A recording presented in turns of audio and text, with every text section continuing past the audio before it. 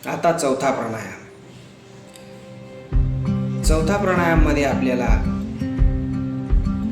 एका नाकाने श्वास घ्यायचा आहे आणि दुसऱ्या नाकाने सोडायचा आहे. परत त्याच नाकाने श्वास घ्यायचा आहे आणि दुसऱ्या नाकाने सोडायचा आहे. परत ज्या नाकाने श्वास सोडला त्याच्यानेच घ्यायचा आहे आणि दुसऱ्या नाकाने श्वास सोडायचा आहे. याला म्हणतात अनुलोम विलोम प्राणायाम. आता डाव्या नाकाने श्वास घ्यायचा आहे,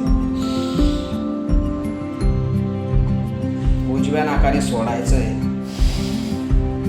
परत उजव्या नाकाने श्वास घ्यायचा आहे, परत उजवं नाक बंद करून डाव्या नाकाने सोडायचं आहे,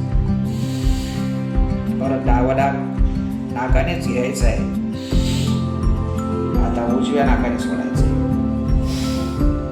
परत उजव्या नाकाने घ्यायचं आहे, डाव्या नाकाने सोडायचं आहे.